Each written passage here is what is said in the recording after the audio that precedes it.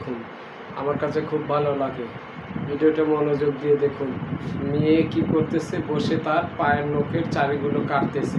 তখন মা চাইতেছে সেও তার মেয়ের মতো পা উঠিয়ে এমনভাবে পায়ের নখের চারিগুলো কাটবে, কিন্তু সে পারতেছে না। পিছন থেকে তার স্বামী এসে কি করলো, মেয়ের বাবা এসে মায়ের পাটা এমনভাবে ধরে মোচড় দিল, কাট করে তার পাটা ভেঙে যাওয়ার উপক্রম হলো।